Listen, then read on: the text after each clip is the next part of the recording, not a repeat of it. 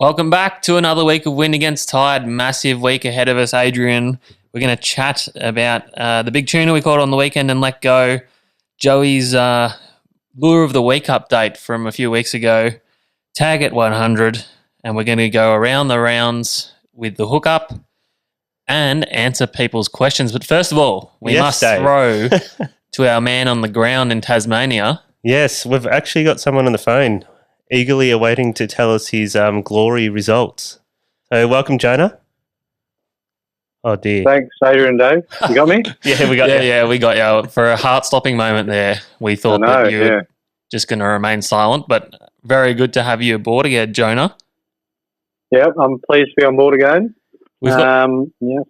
Yep, we've got a little bit of catching up to do. Haven't talked to you for a little while, and the fishing down there has been pretty red hot. Now, before we talk about the fishing, Jonah, there's been a bit of an inquest into whose friend you actually are, whether it's mine or David's. Yeah, I saw the post you put up on the Facebook page that I was claimed by Adrian this time. I'm actually Adrian's friend. Yeah, that was actually me putting that up as... That was a dig at you from David. Despite Adrian and me. Yeah, it's a little dig at your blossoming friendship that I've been left out of. Deeply hurtful. But I'm able to be professional and I'll get through this interview and then I'll go back to hating you again. All right. Well, look, I do have room to be friends with both of you equally. I won't say no if you fight over me. It's me or nothing. Especially with gifts. Oh, yes. We love a good gift. How did I know that somehow you acquiring things would come into this? Oh, look, I won't lie. I can be bought with particular things and items. It's a nice quality for a man of the government, law enforcement agencies. He can be bought, people. He can be bought. No, you're taking it out of context there. This is just for friends only. All right? Okay, very good.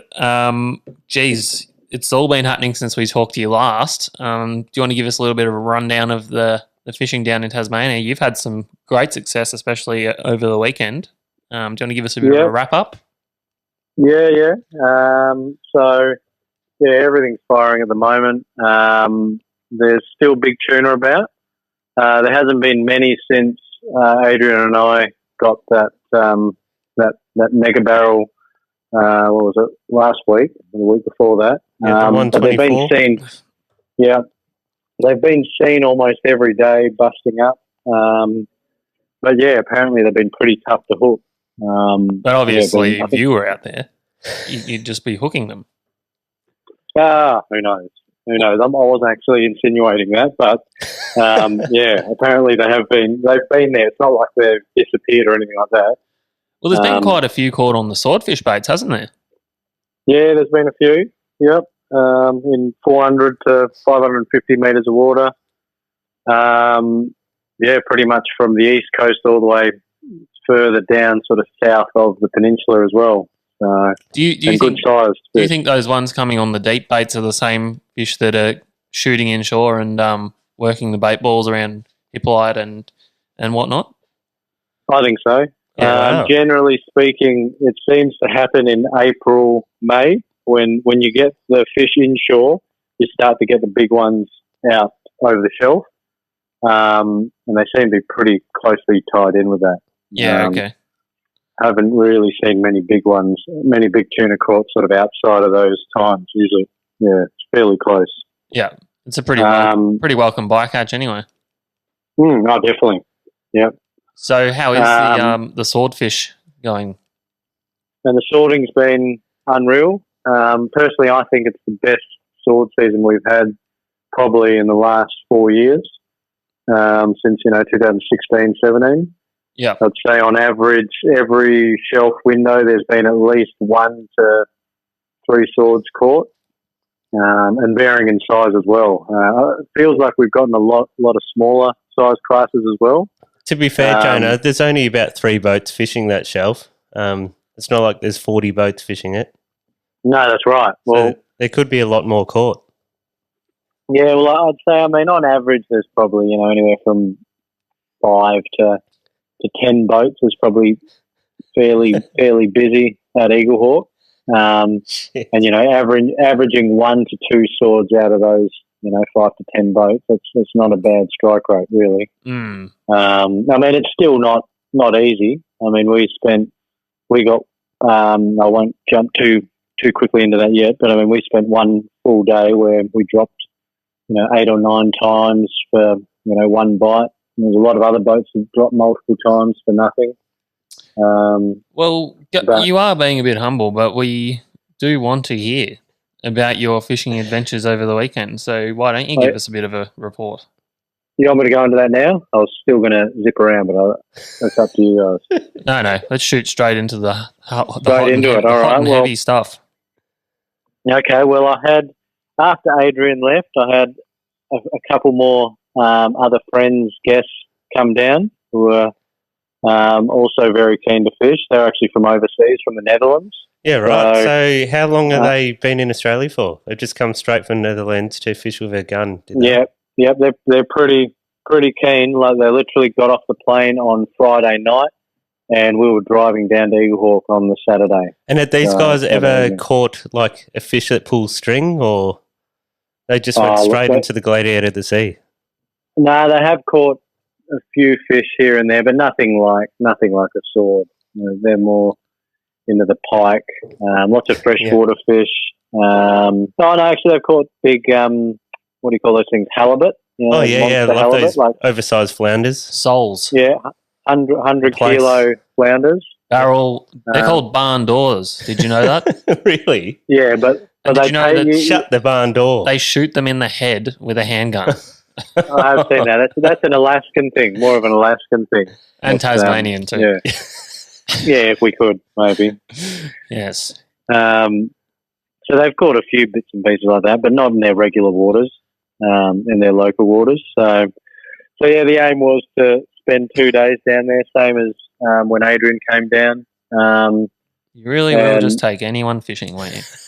Except for your old mate, Dave. Look, these are only the best, closest friends, closest to my heart, Yes, certainly seems you've taken to the shelf, Jonah, and have they ever fished like on the shelf in their life before? Oh, yeah. One of them works for fisheries over there, so he's been in horrible seas. Oh, yeah. So he's very familiar with that sort of stuff. Catching the Greenland sharks, were they? Deep sea not Greenland quite. Sharks. Yeah. Not quite. More big trawlers and commercial trawlers for different species, that sort of thing. Well, she'd be cold over there. Yeah, it's pretty rugged. So they're certainly no stranger to horrible weather. No landlubbers. No, definitely not.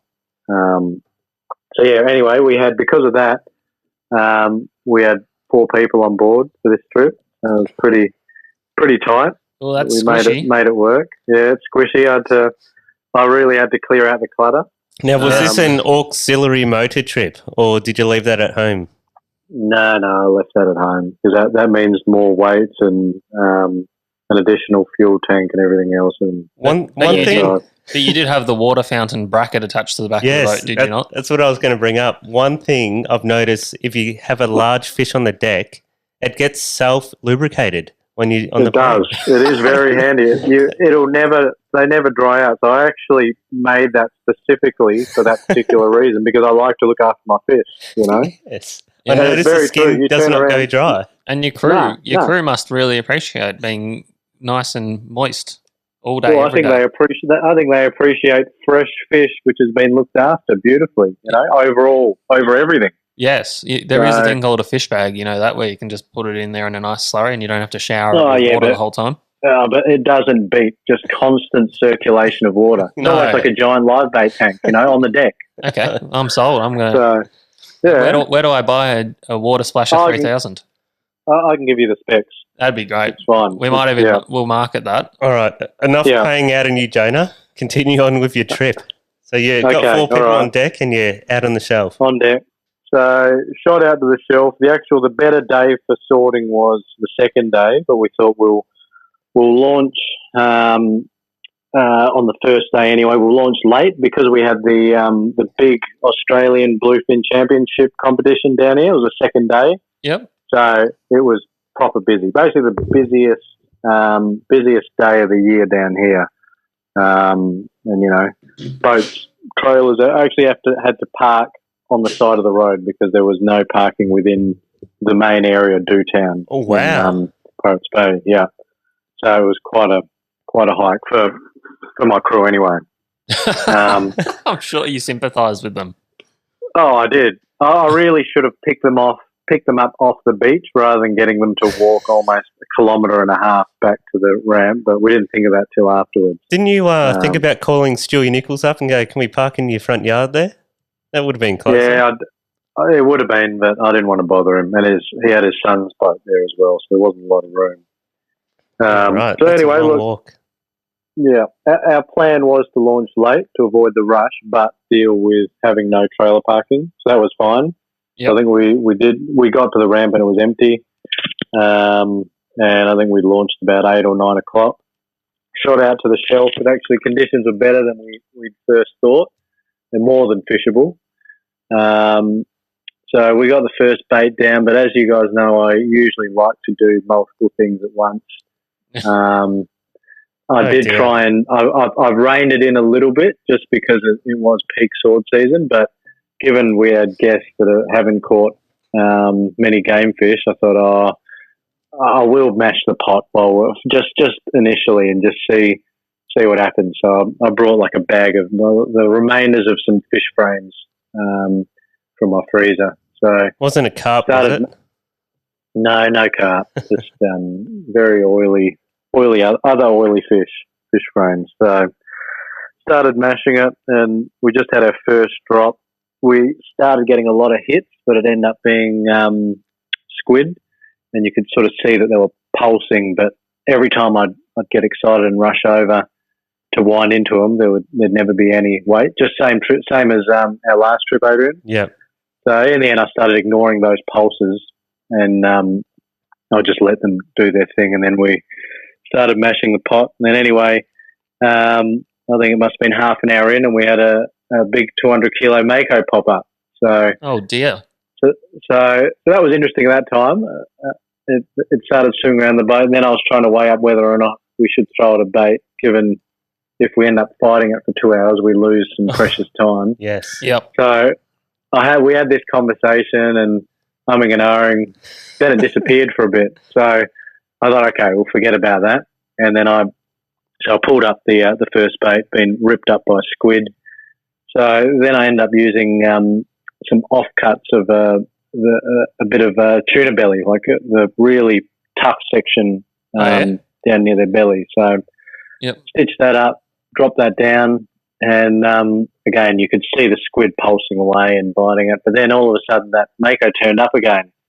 Oh, dear. And we just made the choice we thought, oh, well, look, it's back again. It's given us a second shot. We'll throw it a bait. Old mate can have a bit of a crack at it. So bought that, hooked it up, fought it, then tagged and released it, and that was all good. It didn't take too long, probably 45 minutes. This one didn't jump either. Oh, that's boring. Funny enough. Yeah, I know. It's very hit and miss whether or not they go crazy or they just sort of slug it out. This was sort of in between. Sometimes you catch makos and they literally just swim to the boat and you're like, oh, what now? Yeah, exactly. And it's funny because the last probably 3-4 makos I've caught this year have gone quite well and gone crazy. There's been hour and a half fights, but this one was pretty subdued. So we did that. No, I think I've got the drop mixed up. So I think we pulled up the first drop. We pulled up the first drop, then the mako came, Jonah, and then after we did that, nobody will know. Yeah. Just tell the story however you want to. Okay, look. So we've dealt with the mako, and then that first drop, I was a little bit shallow. It was about, I think I was at 380. So I thought, no, I'll go out a little bit deeper to where I feel a bit more confident, where I've caught more bottom fish. So we moved back out to 480. Dropped the new bait down and thought, we were still burling and just watching the rod tip. And then all of a sudden, another mako turns up. So we thought. And then we were looking at it, and it was the same mako from literally an hour ago that we'd fought for 45 minutes and it swum off, and it comes straight back to a new spot about a kilometre away. Wow. So literally you saw your tag in it when it came back to the you can boat. see it very clearly. Oh, it was even more fired up than it was before. Oh, wow. After it swum off. This is just like the movie Jaws Revenge. Oh, yeah, I couldn't believe it. Well, this is almost, I was almost thinking this is almost a recapture, you know? Basically. Oh, If I was, imagine that. I don't think you can count the same day recapture, can you? no, you can't. No, there's no, but it's an interesting note. So this is the sort of thing where you would write this on your tag card On in your the comment observations section. or further notes. Yeah, exactly. I usually and just plus we write didn't- a little joke on there for Same. someone at DPI to get a chuckle, just to make their day, you know? Like Angler broke his back Like, fighting this 10-kilo tuna. or that did happen. yeah. Or like, pathetic penis tuna didn't take any line. Oh well, whatever. The notes are free to write whatever you want. So Excellent. I'm sure someone will have a laugh at it. Yeah, So that's what we're all about. yeah, exactly.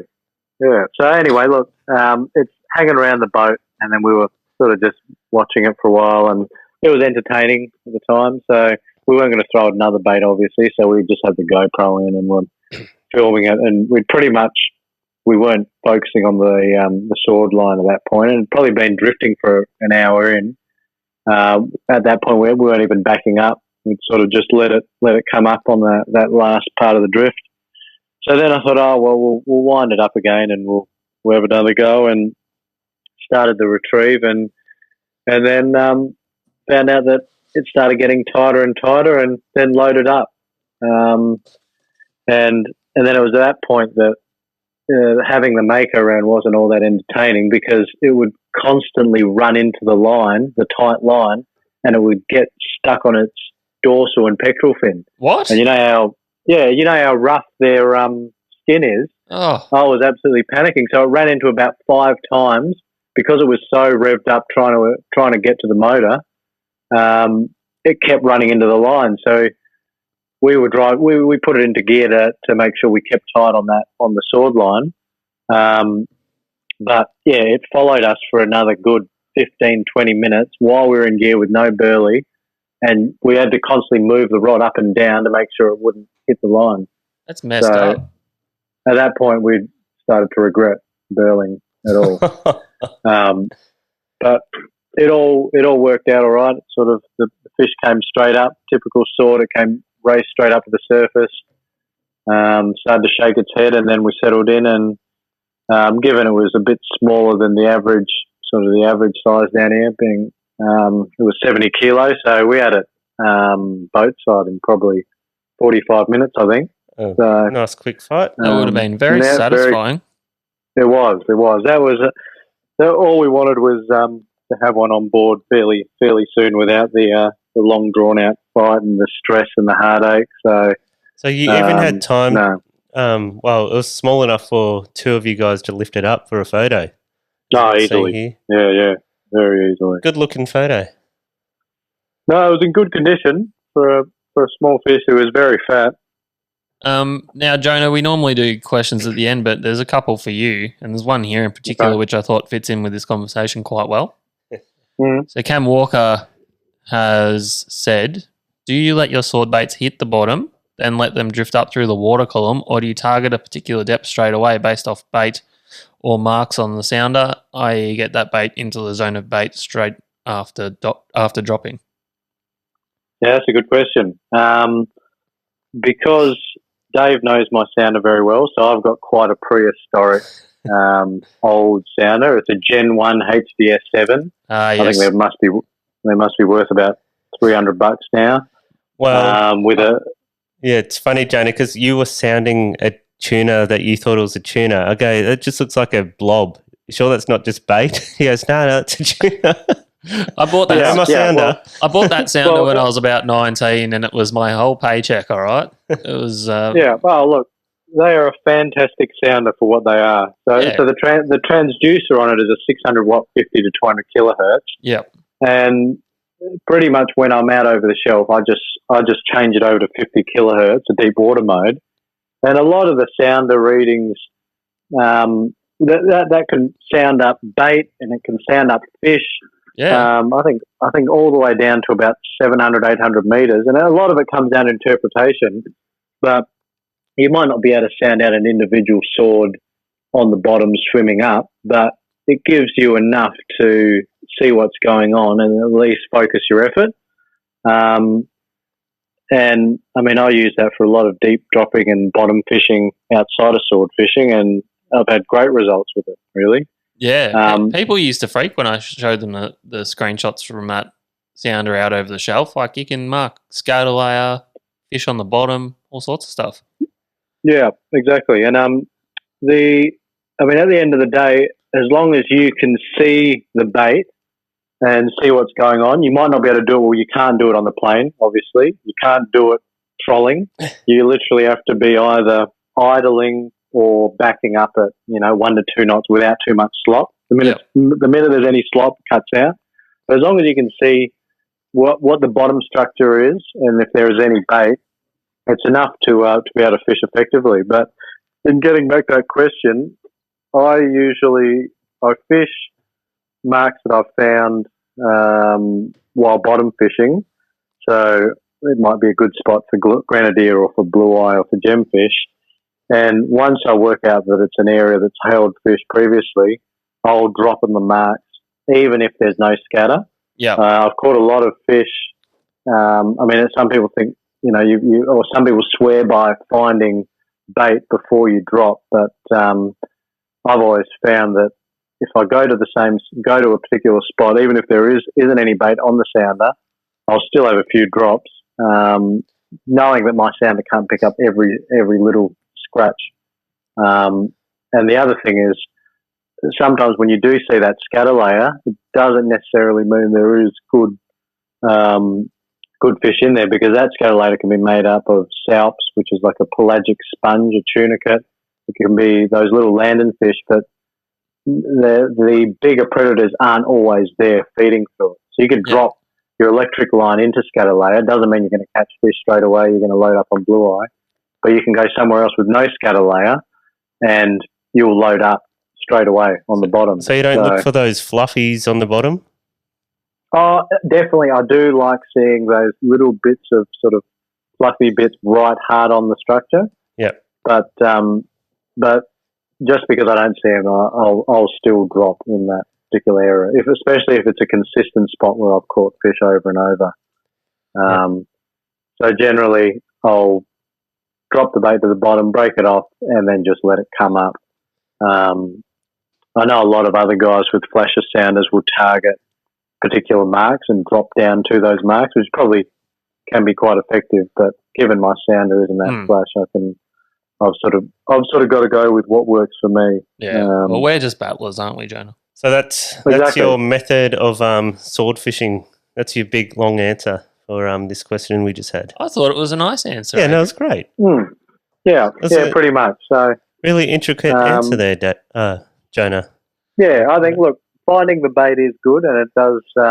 It is at times good for a spot to drop your bait in, but it's not everything. I think anyway. Yeah. So it was and also we were talking about the other day. You're probably more likely to get bycatch, such as tuna, possibly opa. Who knows what else? As that bait drifts a bit higher in the water column, so you're covering a few more bases there by doing that. Definitely, yeah. And I actually don't mind getting bycatch as much as I like sword fishing. I like seeing, I'd be pretty happy if I caught a big thresher or a paw beagle or a big bluefin.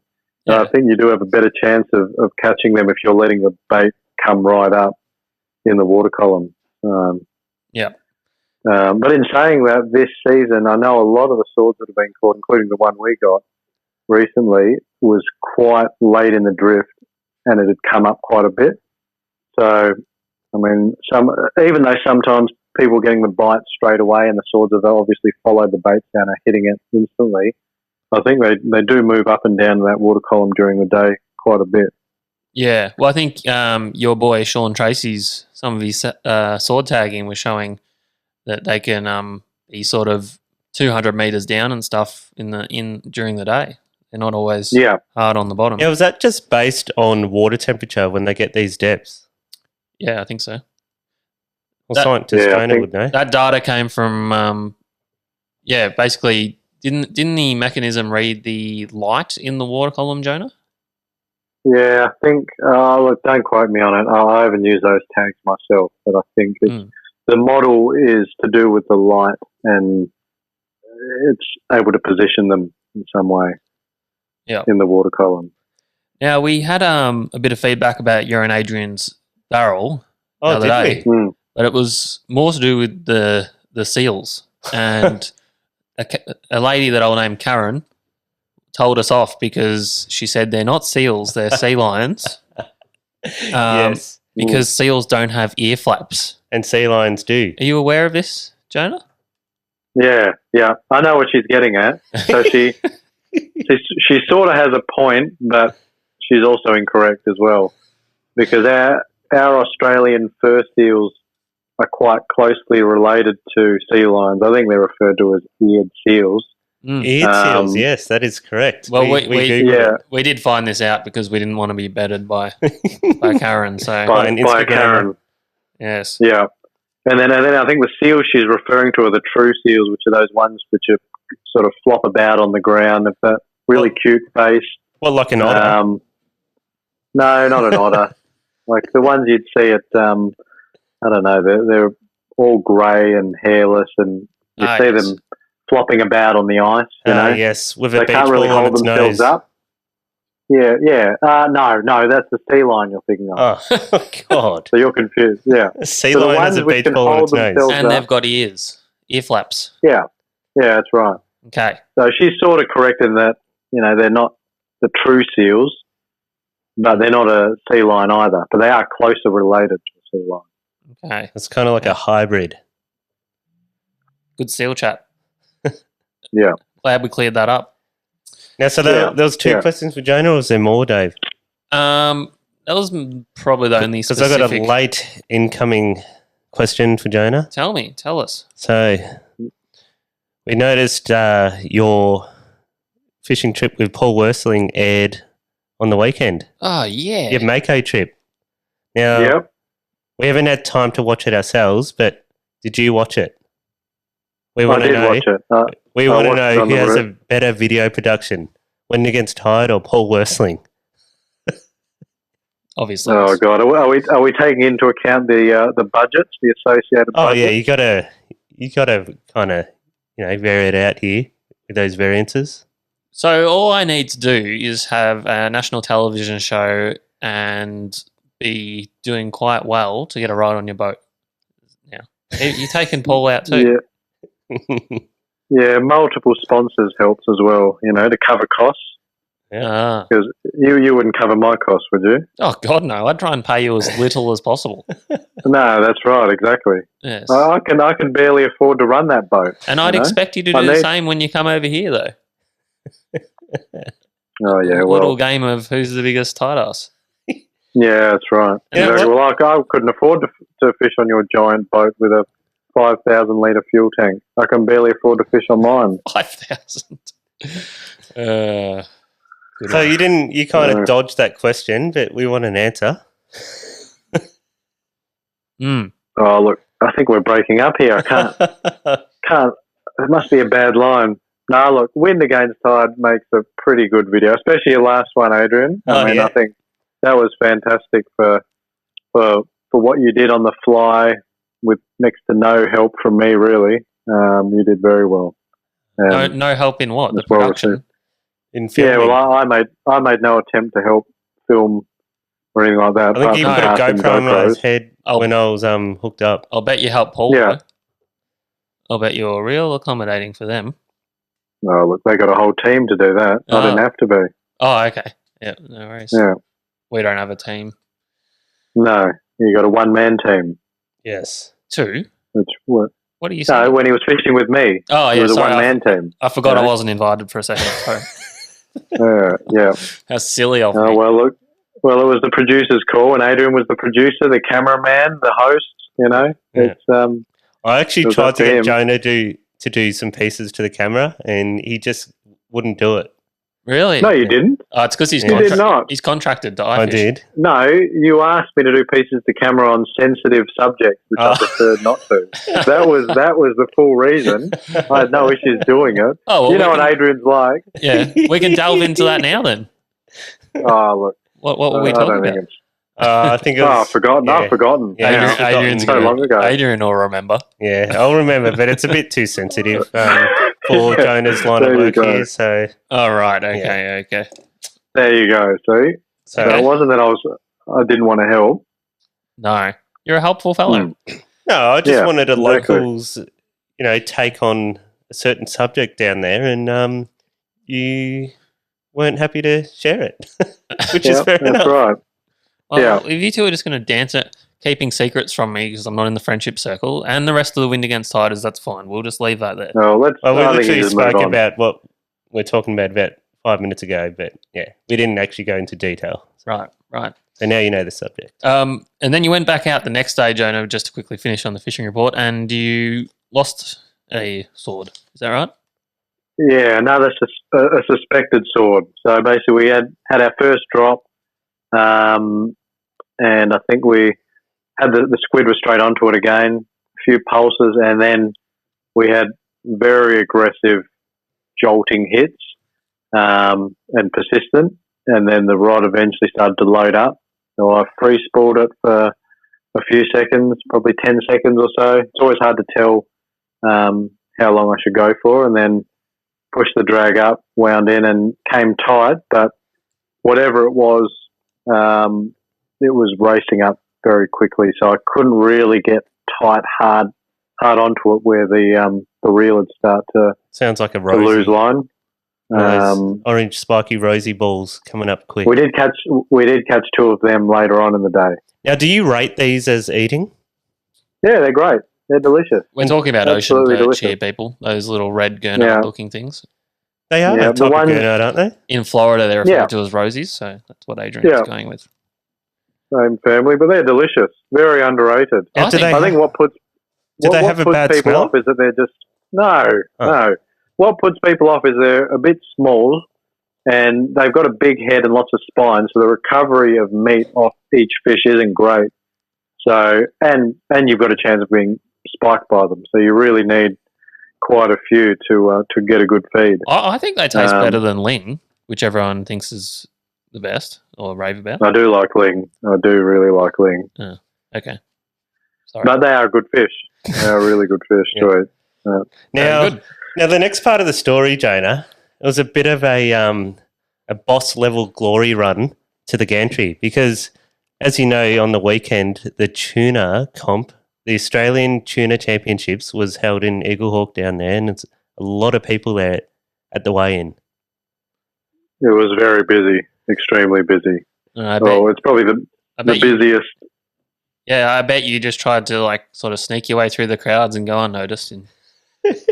Or did you hang your fish like a flag? It must have been like the scene out of Jaws when they're hanging those hammerheads. Oh, not the tiger sharks up. Yeah. Yeah. Yeah, well, we did have this. We had this conversation before we came in whether or not we should actually weigh it or leave it and go and fish the rock for a little bit.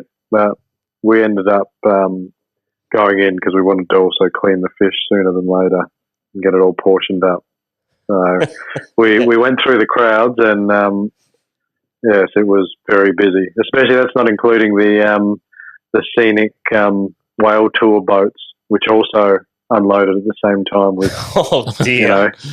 So at the exact same time, I hit the GoPro to record as we were pulling up to the gantry, so you can see both boats pulling up on the jetty along with the rest of the crowd. So it was very busy. Did you just bash them all out of the way with the swordfish bill? Pretty much, yeah. Were you signing autographs at the gantry there? Because I heard a few people came up to you and said they saw you on YouTube. Is that correct? I had a few people mention the video, your latest video, Adrian. That was and have a chat about the seal that tried to get in. So it has been well received. Take that, iFish. And also met Also met your mate Peter Bobcat. Oh, Who was yeah. a lovely guy who came and introduced himself. Oh, Yeah. that's very good, Jonah. Did you whack a new prop on the gunshot? No, well, I told him I was hoping that I'd have my new Mercury by the time he gets here, so that he could tune it. But that's still up in the air. Okay. Yeah, right. So, Well, but I will hit him up. I think when I get that new motor. that sounds good. Mm. Very good. I think that'll pretty much about wrap you up, unless you two best friends have something else to talk about. No, that's all. Thanks for coming on, Jonah. Thanks for your insight into your weekend of glory. No worries, Adrian, and I'll. I think we've got another trip out this weekend, most likely. So Is my guess. I'll see you on Saturday. Or Yeah. I'll message you about it later. oh, Maybe. might awkwardly bump into Adrian on the flight. Yes. Yeah, that's it. You might even be sitting close to each other and down the aisle. He'll just be like, "What are you doing here?" All right, I'm looking for a new Tasmanian friend. If anyone's listening. All right, thanks, Jonah. We'll speak to you later. Okay, have a good one. Peace out. Well, that was interesting. Yeah, good on him. Good stuff, Jonah. You're a legend down there. I can't even imagine what it's like to catch a swordfish anymore, but it sounds like fun. You know what's funny about swordfish, Dave? Yeah, We haven't caught one since last decade. that's pretty sad. Yes. 2019, I think. We released a big swordie Yeah. and were granted terrible swordfish karma because of it. Basically. The swordfish gods must have wanted us to kill it. But no, very good wrap up. Good to hear from Jonah. We've got a few fishing reports of our own. Well, I Yeah, did, so you went down to Portland. Now, there was a bite of big bluefin kind of between Portland, and you chose Portland because it was a place where you could go either way. Yeah, pretty much. I wasn't going to go away on the weekend, but I had Joseph Fernand prodding at me. Oh, yes. He was keen to go. I think he said on the last podcast he was going to line some sucker up. Yeah, there you go. You were the sucker, Dave. Turns out it was me. Dave the sucker. But yeah, I wasn't too sure because Port MacDonnell, just over the border there in South Australia, has been absolutely crazy with big tuna. Yeah. And then there was obviously the bite at Port Fairy, which we've been a part of. But I knew that those fish were sort of moving west a little bit, and I knew the Port Mac fish were spread pretty far to the east as well as being straight out the front of Port Mac and even to the west. So there's quite a lot of fish there.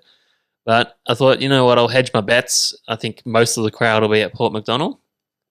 And, it was hard to get accommodation down at Portland. I bet there was a big tuna competition down there. I think it was the last weekend of the comp, wasn't it? Yeah, look, I don't think most of the traffic was from that. I think it was a combination of that, school holidays, and just being, a nice weekend. And yeah, it was absolutely pumping down there. And it's the end of April, there's always big fish showing up around this time of year. So that's it. So yeah, we went with Portland, which turned out to be kind of the right call in that on the first day that we fished, Port MacDonnell randomly went really quiet, which can happen. And then on the second day, Port MacDonnell went crazy, which would have been nice to be a part of, but we can't complain. So yeah, me and Joe went down to Portland and we went out and cut some laps around found some really good looking life down. Yeah, I've got this screen grab of yours. Yeah, so that's the sort of stuff we were seeing. That's a bunch of big tuna on my depth sounder. So we found a bunch of good life like that, and pretty much straight away in the morning on the Sunday when our first day fishing, Joey we hooked up and Joey picked up the rod and she was a good fish. Yeah. So there's a little bit of footage off my phone. Good run. Screaming off. So that was a good way to start the morning. I bet it was. And neither of us were keen to keep one. Again, we're sort of trying to work on getting some tags in these bigger fish. Well, I think the last couple of barrels we've caught this year we've wanted to tag. We kept one a few weeks ago, and that's more than enough, mate, to last us a long while. And you know what? There was lots of school fish at Portland anyway. So what we did is on the last day we fished, Joe just kept one of them. and that was heaps Oh, of lovely. meat for his family. So Yeah. and a lot easier to deal with than having a big slab of tuna kicking around. So you hooked up that fish and you had it boat side, and I got to say that is a magnificent photo Yeah, that Joey. we got here. That's a photo there from Joey. Yeah, so it took about an hour, and we had this fish up, and And you reckon about 90 to 100 kilo? about 90 to 100. Yep. During the fight, we saw colour on it, or it came at the top, and I thought, gee, it's not that big, and then it just sort of grew after that. And yeah, when it came up, it was actually a really nice fish. Yeah, it looked A magnificent. proper barrel. So we got a lip gaff in that and put a tag in it and sent it on its way. And that was first thing in the morning, and we thought, oh, this will be good. We're gonna bloody catch multiple big fish today, and no good. But Now, one of your mates was down there, Rebecca. He is a gun on the bluefin tuna. Yes, Paul Rebecca, the Flying Dutchman. He goes under the radar, but yes, as always, that little red boat of his, and he's always on his own. The one outrigger up in the air indicating he's on a fish. You see that more often than not. So I know he also tagged a couple fish that day, and at least one more the next day. So yeah, he is a weapon on those very, big bluefin tuna. very, very good. So yeah, we end up fishing most of the next day, and had probably even better depth sounder marks and stuff, and just weren't able to get a bite, which that happens. That's big tuna fishing, so can't complain. We got that one really good fish, got a tag in it for Joe, and sent it on its way. And and there was a question about Joe's lure that you caught a schoolie on. Yes. So because it's on this same trip, I'm going to bring it up here on the screen, and there is Joe's lure in a fish's mouth. Yes, so we kept catching these little schoolfish, and they were actually really ravenous. Yeah. They were eating the 10-inch barrel lures. And I was like, oh, Joe, have you got your Mauritian lure? This is your chance. He's like, yeah. I'm like, just put it out on that rod. It'll take like 2 minutes and you'll tick off a fish on it. Yeah. He's like, yeah, all right. I'm like, all right. Well, And it hooked up straight away. Yeah, so very foolishly of me, I just put like 80-pound trace on it. Yeah. So I'm just like, schoolie. It's not bad though, 80 pounds. It probably wasn't the smartest though, because there was big fish around. Oh, yeah. And anyway, 2 minutes later, that rod takes off, and Joey got to wind in a fish on his one of a kind Mauritian lure. Yeah. And no net in the boat. So I was gonna try and tail grab it, and it was just being You really grab the leader and the tail at the same time. That's what I was doing. Yeah. But it was because it was on a 50 wide. We just skip baited it in, it was very green. Yeah. So it didn't want any bar of that. So yeah, it was. I had it by the tail, and it did a mega kick. Oh.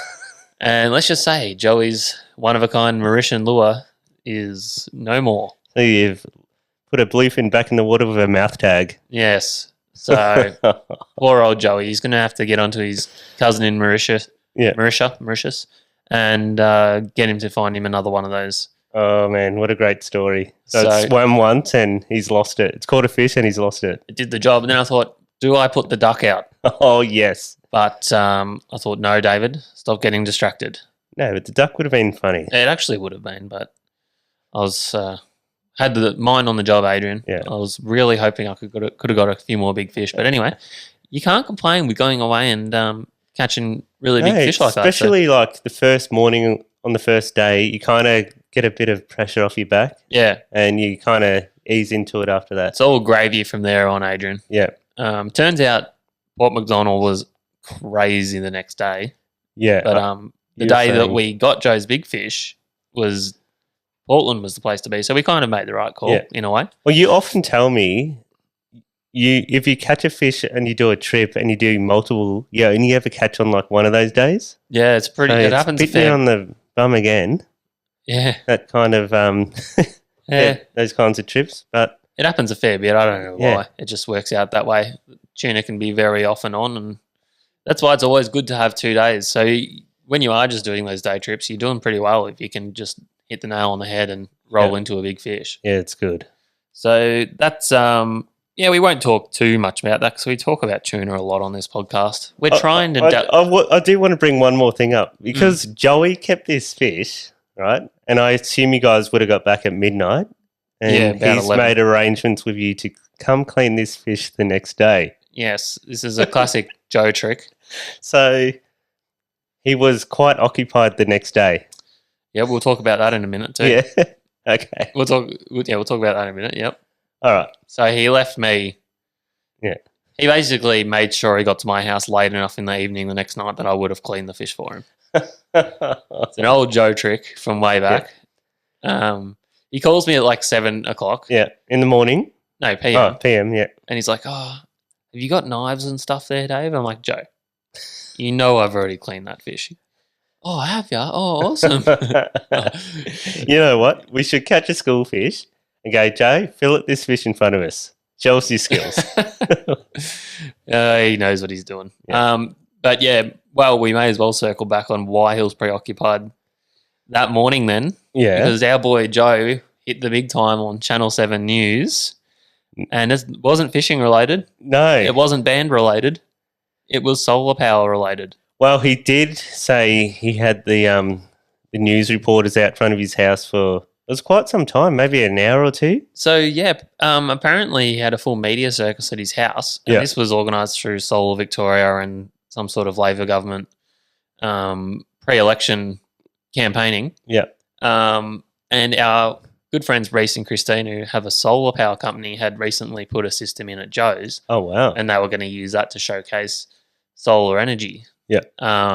So Joe was so pumped, he preened himself, he cleaned his house, and he was getting his big moment in the sun. He said they were at his house for ages filming, so it must have been going to be a big segment.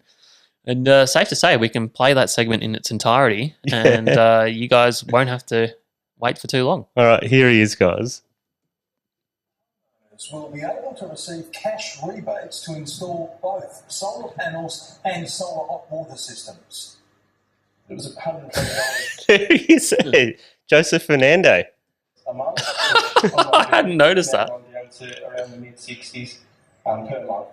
Businesses with So he got like 2 seconds. That's it. On air. also benefit from a rebate. That's basically it. Now he had 2 seconds on air there, and he stooge you of cleaning that fish because of that. Yeah. Because he wanted to stay at home to watch him at the 6:30 news. The poor guy. And then he calls thought you at 7. I think he thought it was going to be a showcase, but I think it went straight from that into something more interesting. Yeah. They just made sure they got that one out of the way real quick. Joe reckons they filmed his fish tank more than they filmed anyone else. I didn't see a fish tank there, did you? Yeah. Oh, did I not pay attention? Well, maybe it wasn't in that clip. No, it was. Because the idea was that he had a solar powered fish tank, which was very exciting. And I can't help notice behind you, you've done some kind of graph tally thing to belittle myself. Wow, tag at 100. By the way, Adrian, I tagged probably another 6 or so fish over the weekend for you. That's lovely. If you want them. I think I've tagged more than you now. Have you? Quite a few. Well, including a couple of big I dogs. haven't tagged a fish in like months. And it's been on, there we are. It's been on 20 for months. Now, if I'm going to jump off the mic for a sec and I'm going to do some illustrations of how tag at 100 is going. Yep. So Adrian's on the mic, guys. All right, so he's getting out of his chair and he's coming towards me. And he's got a pointing stick that doesn't have a pointer anymore. All right, so here. Yeah. Hear my audio? Not really, but No, yeah. you'll talk us through. Okay, so here is his tuna. This is our tag at 100. Yeah. Tag at 100. So those listening on the radio, he's got a graph that goes 0 to 100, and it goes along the body of a bluefin tuna that is drawn on the screen here, which is quite nice. And he's coloured in red, and it's just up to the gill plate, which is 20. So he's done a nice proportionate tuna there, graph, and it's come up beautiful. Well, but I think I just wanted to demonstrate the severity of your situation, Adrian. Yes, I know he's belittling me here. I should have put a time span underneath. You know what's happened? I've gone to catch big tuna instead of the little ones now. I've actually tried to catch little tuna, and I'm catching big ones. It's a real problem, actually, isn't it? But no, but it's great. What we should do is put a time span under there, because you can. We have virtually used up 5 months of the allotted 12. Yeah. So look, I'll do a dedicated trip soon where I'll just go tag, tag, tag, tag, tag. And we'll be up there in no time. We were getting pestered by a small bluefin on the big lures so much the other day. I was just like grabbing the hook out of our mouth at the side of the boat, and I didn't even tag them. Oh, thanks, Dave. Thanks. You won't take my tags anyway, my cards. So No, well, the rules are I've got to be skipper or I've got to be on the rod. we all know the rules. Yeah. You just like to make it hard on yourself. So that's Dave's update of putting me down on my own tag at 100 adventure. Yep. Thanks. I feel like I've been a good teammate, actually. You have. All I'm doing is giving you some stats. I got to say, Dave has been a great part of the team because there was one trip we went out in his boat and I said, no, Dave, don't grab the rod. We're on your boat. I need to wind this fish in. Well, you didn't even have to say it. I was just threw myself into the role as teammate. He did. So really, there's a lot more to driving the boat, landing the fish, helping you tag than there is to just cranking a handle around. Yeah, So, correct. that's how that's going. So we're going to keep updating that on the board behind us. And if that gets to 100 tags, I'll be absolutely amazed. Well, If that whole thing gets coloured red before the end of the year, we'll all right. we'll throw a party. We'll see what happens. Now, should we jump into the reports around Australia with the hookup? Oh, sure. That sounds great. Welcome to the hookup. Welcome indeed. It's been an action-packed little period of fishing. Everything seems to be happening at once. We've discussed the big tuna at Port Mac, Portland, Port Fairy, etc. Yes, The marlin went nuts. they did. Yep. We had good mate Rodney up at Bermagui on his 50 Maritimo there. Doing it in luxury. Yes. And he was catching up to 6 marlin a day. Well, at least hooking 6 marlin a day. Yeah. I think on the first day he went out, they had 3 doubles. Yeah. There you go. And Yeah. all on lures too. Yeah.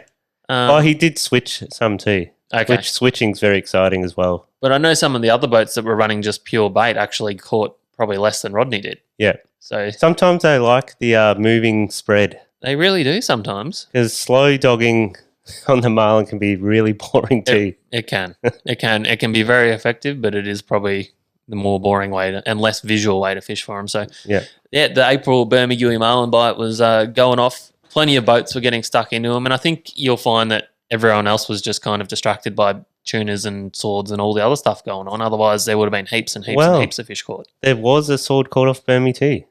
There was, yeah. And this Rodney said this guy had been trying for a couple of days and he's got his young daughter onto the rod and good on her. She's landed it and I think it went 120 or something. It was a good one. Yeah. Look, there's going to be sword fisheries the whole way up that coast. Oh, yeah. The only reason we really started fishing Victoria is because it was the closest place to us. Yeah. It is we do have a good area though because that canyon, the water eddies around there and the bait, Oh, the bait Bass holds Canyon, that is like, just a big kink in the continental shelf there. Yeah, and the bait Yeah. sort of holds in there. Yeah. But definitely current and weather providing. I think the whole way up the coast there's heaps of potential. Yeah. For really good sword Well, fishing. in Eagle Hawk Neck, they don't particularly have any canyons there. It's just a shelf. Well, they're not. We actually years ago went through this and mapped it all out, Yeah. and the canyons we have are definitely some of the most impressive structure Yeah, out of the right. whole coastline. So It's crazy. yeah, so the marlin and that swordfish off Bermagui. Yep. Malakuta. There's heaps of kingfish around at Malakuta. And believe it or not, a lot of bonitos too. Okay. Just thought I'd For all add you that in there. bonita fishermen, Yep. there's bonitas. They're one of the game fish. Some people will get It's that. kind of reference. like a tuna mackerel looking thing. Yeah, great marlin skip baits. And they actually taste good. Just a little tip for you. They got Adrian. white meat. Not completely white, Okay. but not red, super red like bluefin. Yeah. But yeah, good eating. So heaps of kings and fairly good sword bite out of Malakuta. And Lakes Entrance swords seems like they're going really well. Or pretty well anyway. Richie Albella's on Dreamcatcher there. He's always amongst the swords, but he seems to be hooking like one a day at least at the moment. So Yeah. that'll probably signify that there's a reasonable bite going on. And the boys from Fishing Online AU. yes, they got themselves a sword and a couple of makos. Lots Big of makos makos. around there as well. And I actually scabbed some swordfish off Andrew, which was a really easy way to get swordfish meat. Just take some of your friends rather than driving. Did you get any Marco off him as well? No, I didn't. I wasn't that fussed on the mako, but I was keen for some sword. There you go. So we had swordfish palmers, Adrian, after the success of the albacore palmers the other day. Oh, I'm looking forward to pulling some of those albacore fillets out of the freezer this weekend and redoing it. Yeah. Like, they were brilliant. Yeah, really good. I'm going to go out on a limb here and say that albacore probably outdid the sword. Yeah. Just by a little bit. No wonder a lot of people love targeting them because they are delicious animals. They are yum yum. Yeah, so the deep water stuff is going really good out there. Well, we can't not mention the Port Phillip snapper. It just keeps on keeping on. Yes, it does. Reedy's is doing well. Yeah, that Mornington region, Yep. Mount Martha, all that sort of stuff, just seems to be producing again and again. Well, we did talk about when, the water starts dropping off a little bit, they might fire up again. Yeah. And that's probably what's happened out there. No, really good bite on them. And some really big squid around as well in the south of Port Phillip and throughout Western Port. Yeah. I need to get myself onto the squid grounds. Yes, we might. Been a while, but I keep getting distracted on tuna. I know. Because we really are obsessed. We need to do something else. There is a lot of tuna out the front again. Yeah, well, I was going to get to that. There is some local tunaing going on. Yeah. We might duck out there on the weekend. Yeah, maybe. nice. Yeah. What? Not you? We'll see. Adrian's family is back. Everyone, so they're back from New Zealand, and I've got to do a lot of dad and husband duties. It's midweekers only again. Yeah. No, I'll do it. Okay. Yeah. So big squid, local tuna, snapper, offshore gummies. Lots of offshore gummies around. I think they're always around. But yeah. Anyway, seems to be a few of them on the feed. And slender tunas are still getting caught. Yeah, we discussed the slender tuna on the weekend, and when I was at Portland, my mate Fridge actually caught and released one right next to me, and then I think Matt Hunt got one today or yesterday as well. I've never seen so many of them getting caught. It must be something to do with where those fish have come in from or migrated from. They've all just come together. They've been schooling with the slender dogs. Well, what we've seen with this particular run of the bluefin is that there's a lot of size range in that school that have come in together. Yeah. Like you would normally not see these small school fish with the large ones of Portland. So. This time of year you do. Okay. Yeah. Later in the season you tend to just get the big ones and not the there you little ones. go. So, yeah, sorry. Sorry to ruin your theory. But no, that pretty much. I'm really looking forward to going big cod fishing, Adrian. Oh, look, I looked at the weather this weekend and it's showing about 40 mils of rain that's going to dump. So Maybe not this weekend. Yeah, I'm not going this weekend. Well, let's go soon. Yeah, I'm keen. Before it gets too cold. Not worried about that. Oh, okay. I'll be asleep and cooking up big breakfast. You do realise it gets like below 0 degrees there in winter? I'm hardcore. Okay. I'll wear a jumper. Yeah. Wear just a single jumper, you reckon? I'm so hardcore, I might even get myself a nice houseboat with a heater. Yeah. Hopefully we'll go do that soon. I reckon that about wraps up the fishing reports for this week. Yeah, there was a lot of good fish caught in Victoria over this week. You just can't put it in. But I do realise you've sent me a video or a picture of someone that is going to be something of the week. So I wanted to bring back the Hero of the Week segment, but maybe we can call it Catch of the Week even. Yep. And I thought, how about Play of the Day? My play of the day goes to, and I don't even know if he listens to this podcast, but Evan Richards off Devonport. Oh, in Tassie. Tasmania. Yep. He's gone out and caught a barrel, which is significant, but you know what, Adrian? He let it go. Oh, wow. So I think I've got That's a bit different for a Tasmanian, isn't it? To let something go? Very harsh. Very, very harsh. So I think I got a little clip of that if you want to chuck that up. Just a screen record. Jesus. Very loud. Yeah, beautiful solid fish. Different colours to mine and Joe's one. Oh, look at it swim. That's beautiful. Good power off. Yep. That's a better power off than mine and Joe's one. Okay. Yeah, so that's play of the day. We're calling that one, that segment. I'm writing that down for next week. Play of the day. Play of the day. Well done, Evan. Okay, Impressive. good stuff, Dave. And you know what, Adrian? That Yeah. means there's barrels in Bass Strait. Yes. So Oh, well. who knows? Go out and have a look. Yeah, that's right. Do we want to check out some of the questions that have been sent in to finish off this week? Oh, sure. Um, You chat along and I'll bring it up. yeah, I'm so, not really prepared. well, all you have to do is get up Instagram, I think. I think we do have Facebook up and running for those of you that are on Facebook. We thought we'd better make a Win Against Tide page, which we've connected to our Insta. So you can send in, you can give us some questions on there too, if that's your preferred social media platform. Okay, I'm just going to start at the top here, Dave. Yep. So we got Island Cacti. Now, he is saying, how do you guys like to rig your skirts for school tuna and barrel tuna? Maybe a rundown of your lures that you are running at the moment. Jeez, Yeah. that could be a whole podcast is talking I about know, that. I don't have any lures on me to show. You So- normally run 250 or something, don't you? Yeah, so for barrels, I run 200 pound leader. Yep.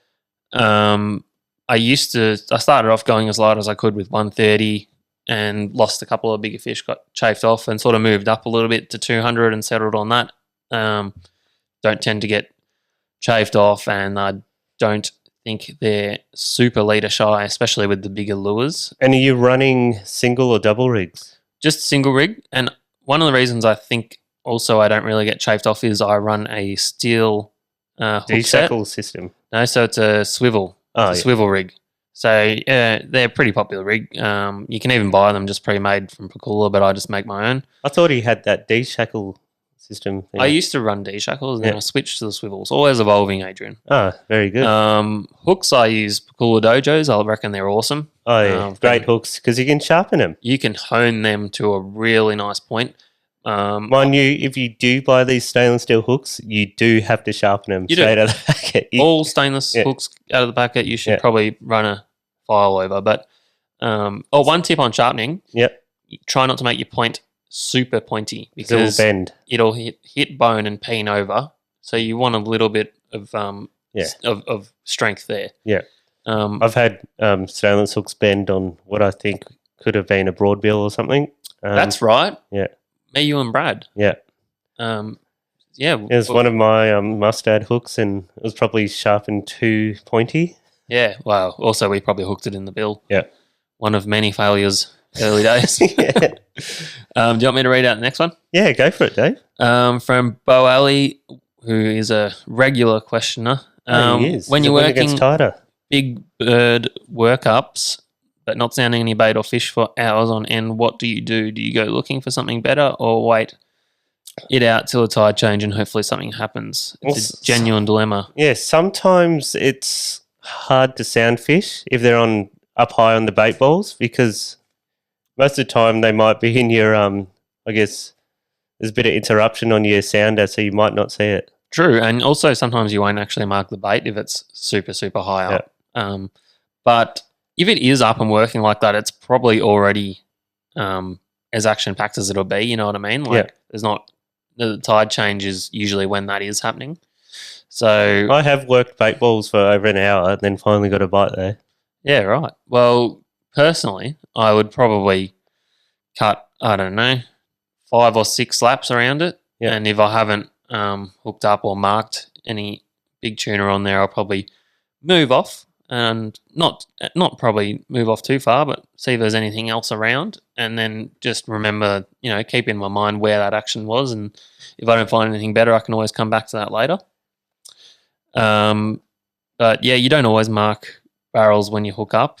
But what I will say is sometimes those bird workups without much bait and stuff around them are a bit of a trick. Mm. They're trick workups.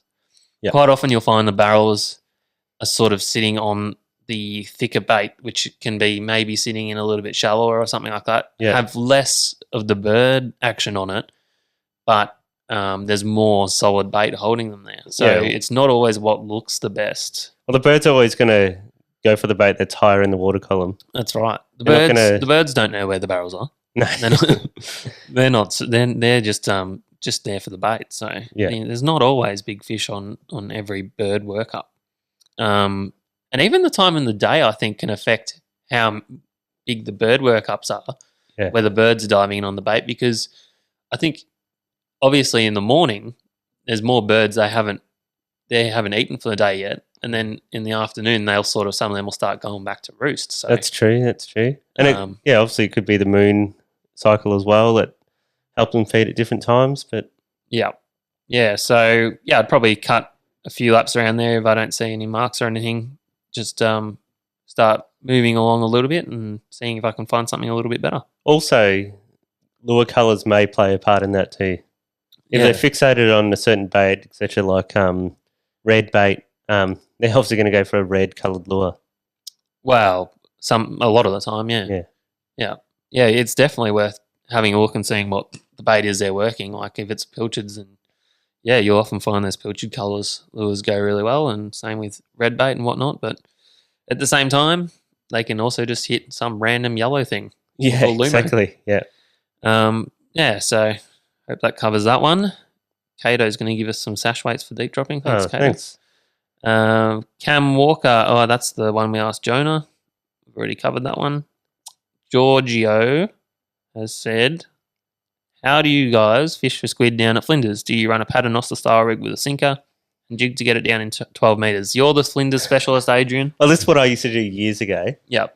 I used to basically run my snapper rig, with the easy rig, and I'd reverse the rolls. I'd put the sinker on my dropper, and then on the easy rig, I'd tie my squid jig to. So the squid jig can still have some free-falling motion going up and down the line. The sinker helps you get it down there because it can be quite strong current there. Yes. I think the current can go up to like 20k an hour there.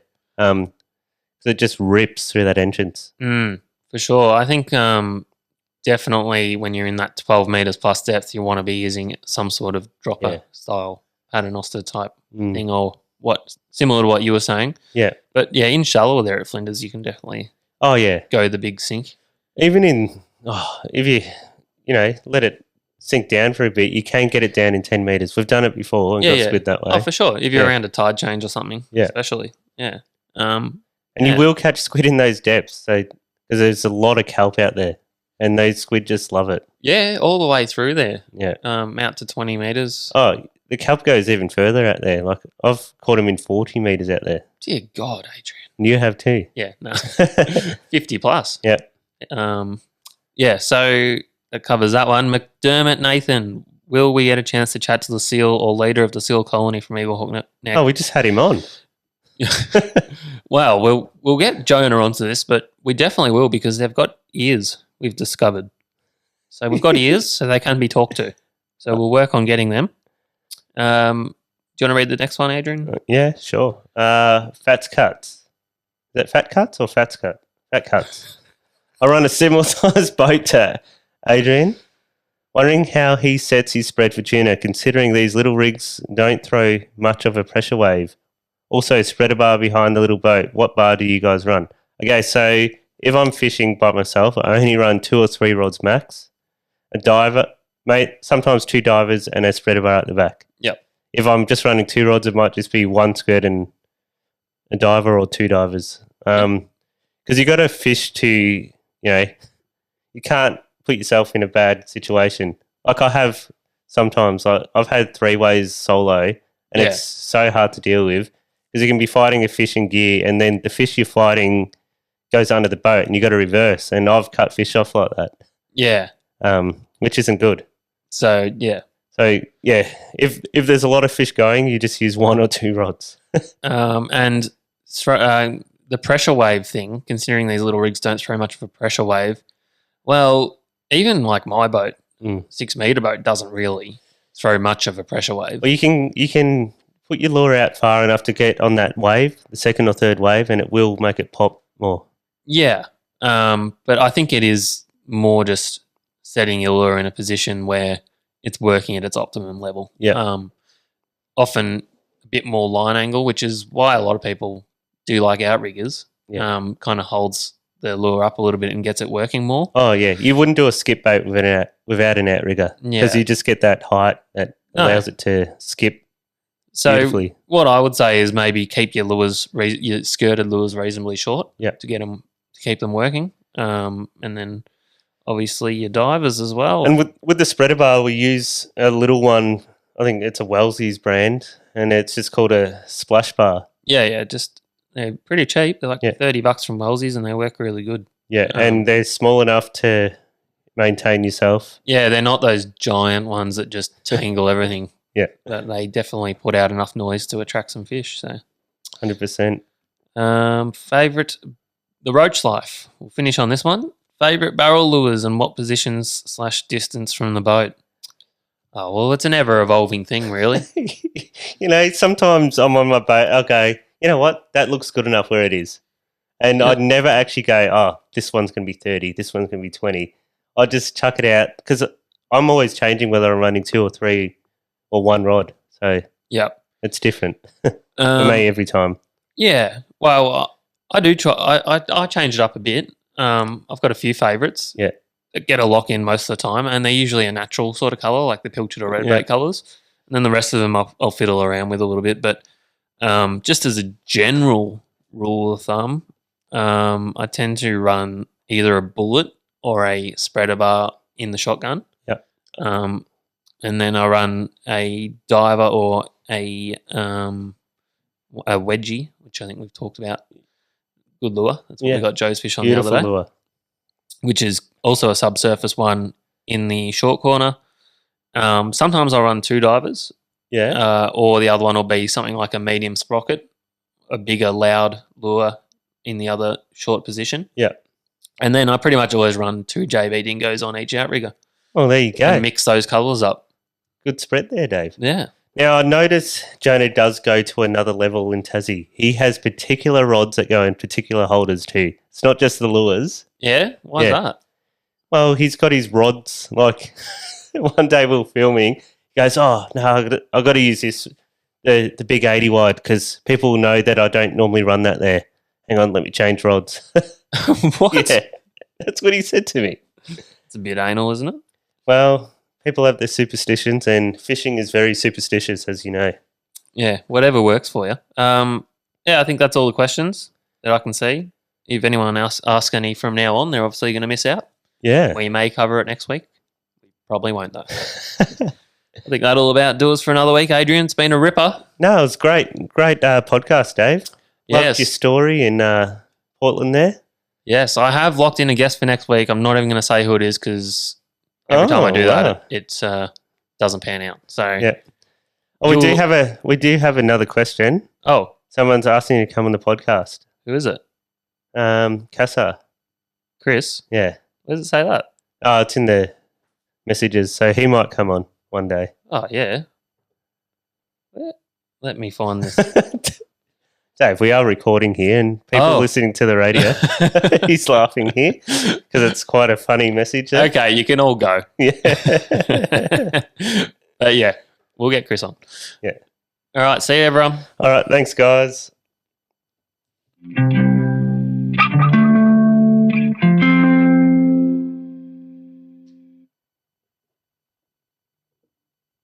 I thought you would like that. That's funny. Hello, Dave speaking.